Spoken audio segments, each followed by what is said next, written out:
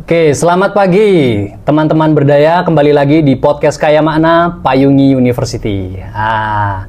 Hari ini kita akan bahas dan diskusi tema yang menarik buat generasi muda, Gen Z utamanya yang pada mau menikah ini, tentang nikah dulu atau mapan dulu kira-kira. Dan kita akan membahas topik ini bersama Ibu Muflihah sebagai salah satu dosen di kampus di Metro. Hari ini kita akan membahas banyak hal tentang itu. Sebelumnya mari kita perkenalkan dulu dan kita cek identitas dari beliau, siapa narasumber kita pada hari ini. Kepada Bu Muflihah mungkin bisa perkenalan dulu ke teman-teman, Bu. Oke, selamat pagi sahabat berdaya. Jadi saya sudah disebut tadi namanya Muflihah Wijayati. Saya salah satu dosen di Fakultas Syariah UIN Jureziwo Lampung. UIN Jureziwo, udah UIN ya Bu ya sekarang? Sudah UIN. Ya, saya biasa mengajar hukum keluarga Islam, dan beberapa semester ini juga mengajar soal gender dan hukum keluarga. Itu aja kali ya. Oke. Perkenalannya. Itu cukup. Jadi track record bertahun-tahun, bahkan puluhan tahun ya Bu, mengajar itu sudah membuktikan pengalaman dan mungkin juga kepakaran Ibu Muflihah di bidang hukum Islam. Ya. Nah, Bu, yang pertama hari ini kami pengen mewakili Gen Z. Karena saya juga sepertinya masih bagian dari Gen Z, perbatasan sama generasi milenial. Ini tentang fenomena overthinkingnya Gen Z, Bu. Mereka itu banyak yang bingung antara sebenarnya lebih dulu menikah dulu atau mapan dulu. Nah, kalau perspektifnya Bu Muflihah seperti apa dalam pertanyaan dan kebimbangan Gen Z ini, Bu? Menikah dulu atau mapan dulu? Iya. Sebenarnya saya tak balik nanya dulu nih. Oh gitu. Oke. Yang dimaui dengan mapan itu apa gitu? Apakah mapan dalam konteks punya mobil, punya rumah, punya tabungan, atau mapan dalam artian lain nih? Misalnya soal kesiapan mental, kesiapan spiritual gitu. Mungkin bagi generasi kami itu definisi mapan lebih ke ruang-ruang materialistik yang punya rumah dulu, punya pekerjaan dulu, atau punya kendaraan dulu, belum sampai ke dalam-dalam yang bagian kesiapan mental dan lain-lain. Sebatas hal-hal materialistik itu tadi berarti. Iya, kalau itu yang dikehendaki, saya kira itu tidak menjadi ukuran utama. Karena sesungguhnya menikah itu kan membangun bersama. Membangun bersama. Jadi kalaupun ada yang harus dipersiapkan, itu betul. Kita punya modal finansial untuk menikah. Tetapi ada hal yang lebih penting juga yang harus dipersiapkan. Apa itu? Nih, misalnya kesiapan mental. Kesiapan mental. Karena kita menikah itu kan menghubungkan dua pribadi, bahkan dua keluarga besar. Nah, ini pasti dalam pernikahan itu kan akan terjadi banyak hal lah. Nah, di situ kan dituntut kesiapan mental untuk menghadapi apa yang akan terjadi pasca pernikahan. Mental kan? Itu lebih penting daripada kesiapan rumah dan atau lain-lain itu mungkin ya? Saya tidak mengatakan lebih penting, tapi itu bagian yang sama-sama penting untuk dipersiapkan. Oke. Mental ya, Bu. Mental. Terus ada juga Mas yang perlu dipersiapkan selain finansial dan mental ya. Saya kira soal skill berkomunikasi. Skill komunikasi, sepenting itu komunikasi untuk menikah. Pasti. Karena sebenarnya pernikahan itu kan soal ngobrol, Mas. Pernikahan, isinya ngobrol menikah. Iya, pernikahan itu kan soal ngobrol. Kita mau ngomongin anak misalnya, kapan kita mau punya anak, kan harus ngobrol dulu, nggak ujuk-ujuk bikin anak. Iya. Kita mau makan menu hari ini apa, ngobrol juga kan. Udah dimasakin enak-enak menurut istri, ternyata suami nggak cocok karena nggak ngobrol. Betul. Jadi sebenarnya pernikahan itu kan isinya ngobrol. Dan skill ngobrol, skill komunikasi itu menjadi hal yang mesti dipersiapkan. Jadi kembali ke pertanyaan tadi, Mas ya. nikah dulu atau mapan dulu? Iya. Saya kira ini bisa dipersiapkan bersama-sama. Bersamaan ya Bu ya? Ya. Jadi memang tidak harus memprioritaskan harus mapan dulu atau segera menikah dulu, tapi justru mempersiapkan keduanya ini supaya ya memang kita ketika dua-duanya sudah ada persiapan, sudah siap menikah. Iya, sudah siap menikah. Dan kalau mapan itu diterjemahkan sebagai kemapanan finansial, ya menikah itu memang butuh modal. Tetapi itu bukan satu-satunya. Dan tidak juga menjadi alasan kalau kita belum punya apa-apa, dalam artian mobil, belum punya rumah, belum punya tabungan, terus kemudian kita tidak menikah. Sementara secara mental misalnya, kita belum siap. Kalau kita sudah siap, kenapa harus ditunda? Oh gitu. Iya, betul. Kalau boleh secara pengalaman pribadinya Bu Muflihah dengan suami dulu, itu untuk ada di titik kesiapan kita menikah gitu. Itu apa Bu? Yang membuat persiapan sampai ke gas nih, ijab kabul akad gitu. Itu ketika di posisi yang sudah di titik apa Bu kalau boleh? Di zaman itu ya. Ini harus disclaimer dulu nih. Oke. Tadi Mas bilang kan, Mas Feby kan bilang generasi antara milenial dan Gen Z. Nah, kalau saya antara X ke milenial. Dibilang X kan terasa tua banget gitu. Tapi sebenarnya gaya-gaya saya juga gaya-gaya Gen Z sebenarnya. Nggak ada Gen Z yang gaya milenial gitu. Iya. Jadi saya masuk di fase di generasi antara X dan generasi milenial gitu. Kalau ditanya pengalaman, aneh juga sih saya mau menjawab. Dulu itu sebenarnya menikah karena apa gitu? Karena kalau saya itu pengalaman personal ya, saya menikah itu karena memang diminta oleh orang tua. Dijodohkan? Bukan dijodohkan, tetapi diminta untuk segera menikah. Karena satu sudah punya calon. Terus yang kedua waktu itu kuliah juga sudah selesai. Tingkat 1 meskipun S2-nya belum. Tapi saya diyakinkan oleh orang tua saya, karena ini sudah ada calon dan kemudian umumnya ya orang kuliah udah selesai, jalani saja. Kalau hari ini belum punya apa-apa secara materi yang menurut anak-anak Gen Z itu menjadi syarat utama. Masih ngontrak misalnya. Jangankan ngontrak, tabungan aja saya nggak punya pada waktu itu. Tapi orang tua meyakinkan bahwa menikah nanti yang membuat kaya itu Tuhan. Masya Allah. Dan keyakinan itu sih yang jadi modal utama saya. Karena tadi yang saya bilang komunikasi, saya sudah belajar berkomunikasi lama dengan calon suami pada waktu itu. Gitu. Jadi dia teman saya jangan keras-keras ya. Zaman sekolah dulu gitu. Jadi ini orang yang sudah lama saya kenal begitu, dan kami bisa berkomunikasi. Saya kira dia bisa menjadi partner hidup saya dan begitu juga sebaliknya. Jadi sudah di titik keyakinan itu ya Bu ya, karena sudah kenal lama, sudah tahu pribadinya, jadi tidak harus menunggu punya rumah dulu, punya mobil dulu, ya menikah nggak apa-apa ya Bu. Menikah Bismillah. Gitu. Tapi yang jelas saya sudah punya modal dari sisi usia sudah terpenuhi.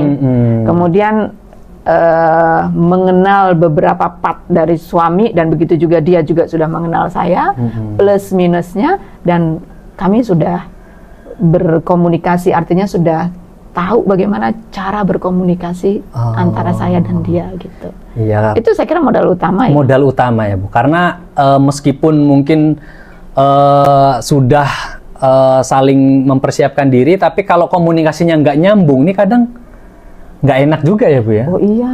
Kacau sekali rumah tangga jika komunikasinya nggak nyambung. Kan saya bilang tadi, nikah itu 90% isinya ngobrol. Nih, quotes hari ini teman-teman, menikah itu 90% isinya ngobrol. Jadi kalau kita nggak bisa ngobrol dengan pasangan kita ya bagaimana? Ya agak repot. Agak repot ya, agak susah. Yang terjadi silent treatment. Masalah nggak diselesaikan, kan repot itu. Dipendam, ditumpuk. Dan kita 24 jam kali sekian hari akan bersama suami kan. Bangun tidur ketemu suami, mau tidur ketemu suami, kecuali saya. Lagi LDR. Yang lagi LDR. Wah ya, nah tapi fenomena itu Bu, itu menjadi gap antara Gen X, Gen milenial, dan Gen Z hari ini. Bagaimanapun zaman dulu, bahkan orang tua saya juga menikah di usia muda. Sepertinya banyak orang tua zaman dulu juga menikah di usia muda juga. Sedangkan hari ini, itu Gen Z itu lebih memang memilih menunda dulu. Lebih memilih, ya nantilah agak usianya menunggu mendekati matang dulu. Nah, menurut Bu Mufliha, sebenarnya faktornya apa yang menjadikan hal ini berbeda kalau zaman generasi perbatasan Bu Mufliha, Gen X dan Gen milenial itu lebih siap menikah muda, tapi hari ini lebih banyak yang menunda, itu apa ya Bu? Faktornya itu kira-kira kenapa ya? Yang jelas zamannya sudah lain, Mas. Zamannya sudah berbeda, situasi dan kondisi hari ini kan berbeda. Pertarungan saya ketika itu dengan pertarungan anak-anak sekarang kan sudah berbeda.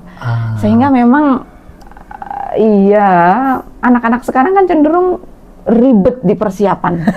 Bisa dibilang begitu ya. Betul. Bisa dibilang begitu. Dan itu saya pahami sebagai generasi X, Y, mau bilang Y kok nggak enak, mau bilang X kok tua banget gitu. Tapi saya memahami pilihan-pilihan itu gitu. Jadi pilihan bahwa sebelum menikah mereka harus prepare dan dengan konsekuensinya mereka menunda pernikahan mereka di usia yang lebih matang, let's say 26, 27. Itu kan di generasi saya kan sudah telat. Oh, saya udah diomongin tetangga itu ya, Bu? Udah selesai kuliah kok belum menikah gitu. Udah jadi bahan gosip. Nah, kalau hari ini kan 26 saya kira belum. Masih nyantai. Masih 27 masih. Karena mereka menyiapkan diri sedemikian rupa, terutama di persoalan ekonomi. Betul. Ya. Katanya kan saya mau ngidupin anak orang. Jadi saya harus, itu untuk konteks laki-laki ya. Padahal sebenarnya nanti di dalam relasi keluarga itu kan kita saling menghidupi. Bukan laki-laki saja yang bertanggung jawab untuk keberlangsungan keluarga. Tapi istri juga. Saya kira punya peran untuk berkontribusi gitu. Jadi nanti bisa lah sama-sama kalau memang yang menjadi persoalan adalah soal ekonomi gitu. Karena mungkin Gen Z hari ini Bu, itu kan terlalu banyak distraksi ya Bu. Banyak gangguan-gangguan eksternal dari luar ya, meskipun ini layak dikatakan gangguan atau tidak. Seperti tren hari ini itu di media sosial itu lagi naiknya tren yel-yel tepuk sakinah Bu. Iya, saya lihat itu. Jadi tepuk sakinah, prok apa itu? Janji suci gitu-gitu ya Bu ya. Berpasangan. Iya. Itu kan lagi naik nih tren sekarang. Dan kalau netizen itu komentar-komentarnya bagi Gen Z, mereka langsung melihat fenomena itu, jadi makin malas menikah gitu. Karena mau menikah harus yel-yel, harus tepuk sakinah gitu-gitu. Itu bagi mereka itu, aduh, kenapa harus gini-gini sih, jadi makin malas menikah. Nah, melihat fenomena ini menurut Bu Mufliha bagaimana Bu? Saya kalau nurutin netizen memang nggak ada habisnya. Nggak ada habisnya. Tapi begini, saya bisa memberikan komentar dari sisi konten. Oke. Sebenarnya yel-yel itu kan bagian dari edukasi itu. Edukasi yang dilakukan oleh Kementerian Agama dalam hal ini KUA ya, melalui KUA gitu. Jadi ada beberapa konsep-konsep yang disebutkan di dalam yel-yel itu kan. Soal berpasangan, saling hormat, saling cinta. Itu kan sebenarnya value-nya bagus ya. Value-nya, dan itu adalah bahan bakar dalam pernikahan tuh kayak begitu. Itu kan dikenalkan. Nah, hari ini itu kontennya. Jadi memang ada nilai yang sedang diperkenalkan lewat yel-yel itu gitu. Nah, soal penjelasannya bagaimana itu nanti kan ditindaklanjuti misalnya di binwinnya. Jadi itu sekedar hari ini ya, anak-anak Gen Z itu kan suka sesuatu yang singkat-singkat, berulang gitu. Instan lah, katakanlah begitu. Nah, ini teman-teman di KUA menurut saya sedang mengikuti nalarnya Gen Z gitu. Dengan bentuk melalui yel-yel tersebut. Tapi bukan berarti kalau menikah harus melakukan yel itu bukan. Itu bagian menyuarakan saja. Menyuarakan saja. Dan secara detail, Mas, konten-konten itu nanti ditindaklanjuti di dalam binwin. Dulu waktu nikah ada binwinnya nggak? Ada dong. Ngikutin binwin juga nggak nih? Bu. Keren itu. Nah, itu kan sebenarnya ditindaklanjuti di situ. Nah, kalau hanya mengandalkan ceramah, Iya. mau Ido Hasanah. Iya. Nih jujur Nggak nih, akan masuk sih, Bu. anak-anak Gen Z gimana kalau diceramahin? Kan terkesan di mau Ido Hasanah kan, bukan mau Ido Hasanah. Maidu. Di Paido Hasanah Di kan. Paido Hasanah. Kamu harus begini, kamu harus begini. Alah, nggak gitu. masuk itu, Bu. Nggak masuk. Makanya lewat konten-konten iya yang Iya, sementara ya, Bu. ini dikomentari agak aneh-aneh gitu. Tapi Dan bikin buat- terngiang-ngiang sih, Bu ya. Iya, kan akhirnya kan itu membekas gitu. Orang menikah itu berpasangan. Nah, mungkin nikah itu sendiri. Iya. Pasti harus berpasangan. Janji suci gitu-gitu. Bahwa menikah itu adalah janji suci. Ah. Kita sedang tidak berjanji dengan pasangan kita saja, tapi dengan Tuhan. Itu kan bagian internalisasi nilai-nilai yang ada di pernikahan. Artinya kreatif sebenarnya KUA itu ya, Bu. Ya, menurut saya begitu dan saya mengapresiasi. Mengapresiasi ya, Bu. Betul, betul. Itu one way. Satu way. jalan untuk mengedukasi masyarakat. Oh, Gitu. betul. Kalau ada komentar-komentar minal nyinyirun, Minal nyinyirun. yang nyinyir, Heeh. ya itu kita hari ini kan memang dunia kita begitu. Iya ya, Bu ya. Jadi apapun yang kita lakukan, kita tidak bisa memaksa semua orang bersepakat dan senang dengan apa yang kita lakukan. Selalu ada yang pro dan kontra ya, Bu. Yes. Jadi yang kontra biarlah, kita tetap mengapresiasi apa yang diikhtiari oleh teman-teman KUA untuk mengedukasi soal pernikahan. Oke. Wah, keren KUA. Teman-teman netizen, teman-teman Gen Z harus mendengarkan tadi ya dari Bu Muflihah bahwa secara value-nya bagus dari yel-yel atau apa tadi tepuk sakinah. Nah, tinggal kemudian kita cara memandangnya itu bagaimana. Yes, setuju. Betul. Terus terkait nikah muda, Bu Muflihah. Ini kan banyak muncul pertanyaan atau pernyataan terkait harus sesuai dengan syariat Islam misalnya bagi teman-teman yang Muslim.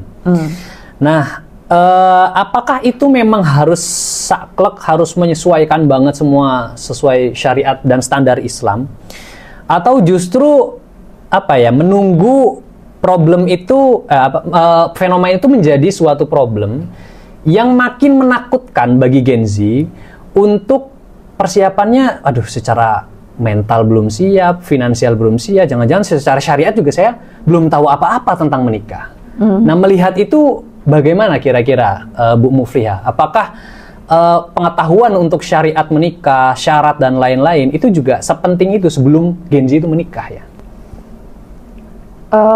Saya kira iya, Mas. Jangankan untuk menikah ya, menikah itu kan sesuatu yang satu fase besar ya yang akan kita masuki ya. Jangankan untuk menikah gitu, untuk membeli sesuatu saja, Muamalah saja. bermuamalah saja, kan itu menuntut kecakapan toh. Kecakapan orang untuk bisa bertindak, melakukan tindakan hukum, untuk membeli sesuatu. Kita tahu bahwa barang yang akan kita beli itu adalah barang bagus atau tidak. Itu untuk membeli barang gitu. Apalagi ini untuk menikah, yang itu seumur hidup Ibadah katanya, seumur hidup kalau kita kalau boleh kita menyebutnya. Bukan boleh, memang pernikahan itu adalah ibadah seumur hidup gitu. Jadi ya untuk memasuki ke sana memang harus ada bekal ilmu ya, meskipun nanti di dalam perjalanannya Sambil belajar gitu. Karena mungkin sebagian teman-teman itu ada yang ngapunten ya, Bu, bahwa setelah berhubungan suami istri itu ada yang juga belum tahu ternyata harus mandi besar. Yes. Ada juga yang mungkin belum tahu bahwa berbicara seperti punggungmu seperti punggung ibuku itu bagian dari talak misalnya. Nah, itu kan hal-hal dasar yang banyak mungkin orang juga belum tahu. Gimana, Bu, untuk melihat hal-hal sebasic itu saja bagi teman-teman sebagian itu belum tahu tentang syariatnya Islam. Oke, sebenarnya kalau kita bicara regulasi ya, pengetahuan tentang dasar-dasar, modal-modal dasar untuk memasuki jenjang pernikahan itu sudah difasilitasi di KUA ya. Jadi sebelum menikah itu kan ada proses yang disebut dengan BINWIN, bimbingan perkawinan, atau dulu kita menyebutnya suscatin, kursus calon pengantin. Idealnya memang suscatin ataupun BINWIN itu dilaksanakan dalam durasi waktu tertentu ya, yang cukup, dengan materi yang saya kira beragam ya, soal manajemen konflik, soal kemudian syariat ya, syariat dari pernikahan gitu. Nah itu sebenarnya sudah memadai untuk modal awal ya untuk pengetahuan pernikahan. Karena di situ juga akan diajarkan bagaimana soal hak dan kewajiban, apa yang boleh dan tidak boleh gitu. Jadi teman-teman mungkin sebagian belum tahu, nanti sebelum menikah itu ada bimbingan. Betul.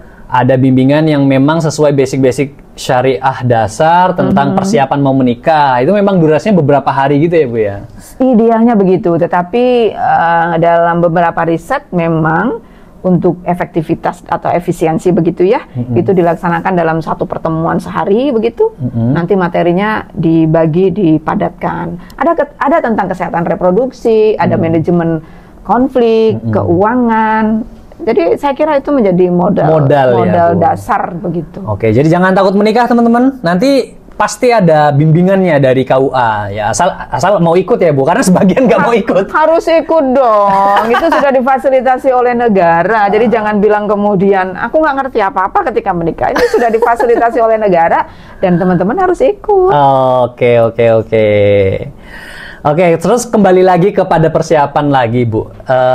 Tadi kita di awal bilang bahwa memang idealnya kan secara kematangan persiapan mental itu juga ada, kematangan secara finansial meskipun belum benar-benar yang financial freedom misalnya, belum sampai titik itu juga itu udah berani. Ini kan idealnya. Bagaimana jika sebagian Gen Z atau teman-teman itu memang lebih memilih untuk ngejar karir dulu, mematangkan diri dulu, self development dulu, sampai kemudian nanti memang ketika semua itu sudah di titik aman atau di titik yang dia anggap sebagai pencapaian, baru menikah.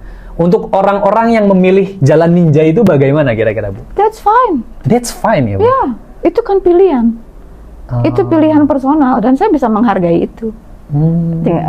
Hanya memang pilihan apapun itu kan pasti ada risikonya, resiko dan konsekuensi. Misal nikah muda dengan segala kekurangan ninu-ninunya gitu ya, kan pada akhirnya dia ada agak keteteran misalnya di bagian ekonomi, karena belum punya apa-apa. Kemudian dia menikah, itu saya alami juga.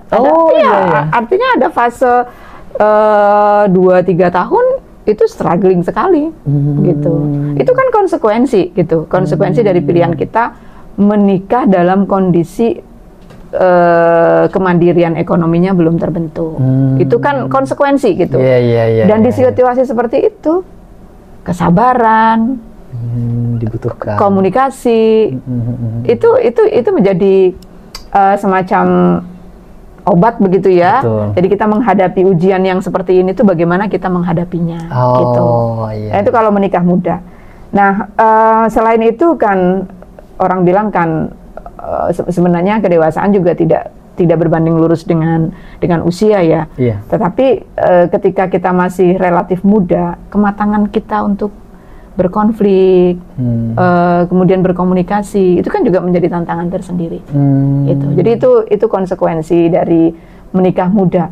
Nah, kalau di dalam regulasi kan menikah muda itu kan sebenarnya di bawah usia 19 tahun. Nah, itu juga ada hubungannya dengan kesiapan alat-alat reproduksi ketika dia harus hamil. Jadi tubuhnya juga memang menyesuaikan ketika di usia 19 memang harus ini ya Bu, sudah matang gitu mungkin ya? Sudah siap? Iya, relatif sudah lebih siap kan kalau dibanding dengan yang 17 tahun, 19 tahun gitu. Nah, ini kan menjadi konsekuensi ya yang harus dihadapi ketika dia menikah muda. Tapi sekali lagi, nikah muda yang saya maksud itu bukan yang di bawah 19 tahun ya. Tapi menikah di usia yang tadi Mas Feby bilang belum cukup mandiri secara ekonomi.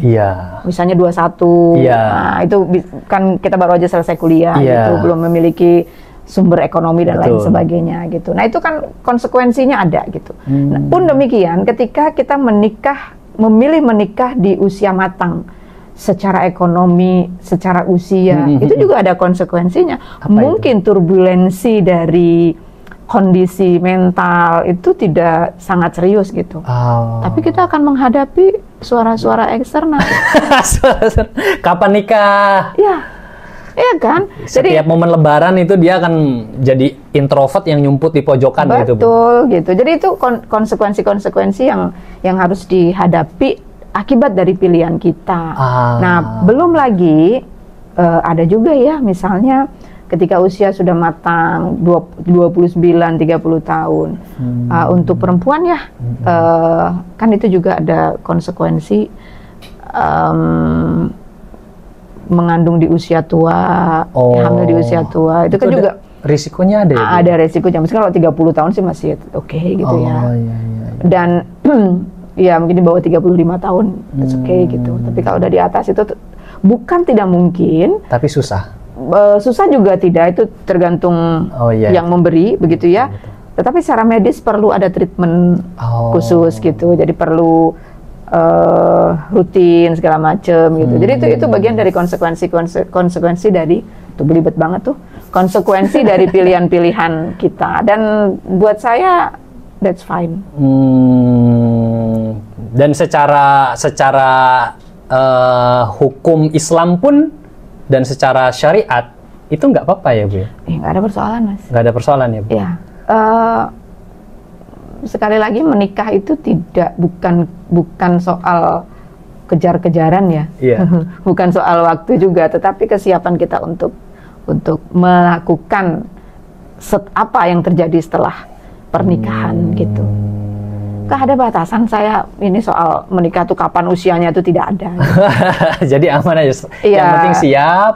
Kesiapan mental, biologis, psikis itu yang saya kira, ekonomi itu saya kira yang perlu Karena dulu Ustadz kami pernah bilang Bu, katanya kan kalau secara hukum Islam nih menikah nih sebenarnya hukumnya bisa jadi sunnah, bisa jadi wajib, bisa jadi makruh, bahkan bisa jadi haram. Ya betul banget. Itu kalau dibedah secara kondisinya itu kapan menikah itu menjadi wajib, kapan menikah itu menjadi sunnah, dan memang kapan menikah itu menjadi haram Bu? Ya. Secara hukum Islamnya seperti apa Bu?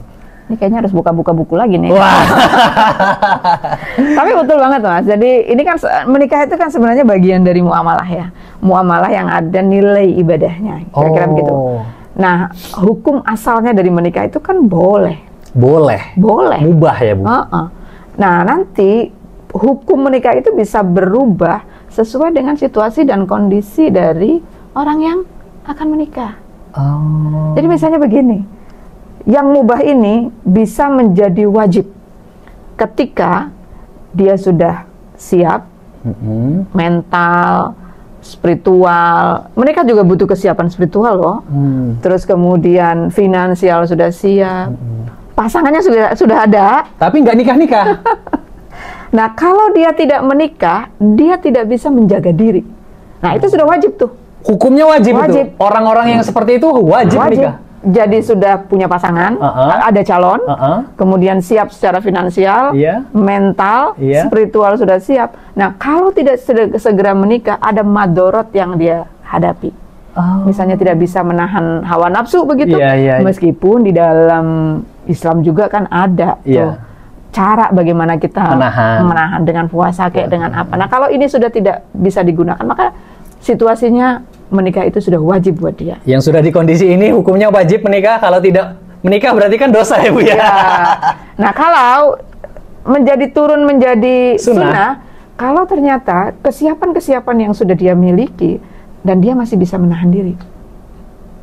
Secara kesiapan sudah matang dan lain, tapi dia masih bisa menahan sebenarnya. Itu sunnah aja menikah. Sunnah saja. Nah kalau yang mubah kan hukum asal, ya. Nah, bisa menjadi makruh kalau situasinya dia belum siap. Belum siap, sudah ada pasangan dan dia kemudian belum ada pekerjaan, kuliah belum lulus, dan tidak ada sesuatu yang memaksa dia untuk menikah gitu. Dan ketika dia menikah justru menimbulkan madorot. Sehingga itu makruh hukumnya. Makruh kan, karena ada kemadorotan, ada sesuatu hal yang berbahaya ketika dia menikah. Gitu. Nah, menjadi haram. Nah, menarik ini. Gimana Bu, menikah kok haram Kalau ini? nikah itu dijadikan sebagai alat untuk menyakiti orang lain, mengambil harta orang lain. Nah, itu kan menjadi haram. Karena ini merugikan. Tidak ada kemaslahatan yang diambil dari pernikahan itu. Maka posisi pernikahan ini menjadi haram. Menarik sekali ya teman-teman. Tinggal lihat kondisinya teman-teman hari ini. Itu sudah di kondisi apa untuk kemudian menikah? Apakah hukumnya sudah di titik hukum sunnah, atau dihukum wajib, atau bahkan jangan-jangan haram ini menikah karena ada niat-niat terselubung? Betul, ya? betul. Itu sangat mungkin terjadi. Oke, kita akan bahas tentang gimana ketakutan-ketakutan Gen Z untuk kegagalan dalam pernikahan. Tapi sebelum itu kita akan close dulu di episode ini, kita lanjut di episode selanjutnya. Nggak apa-apa ya Bu ya? Siap.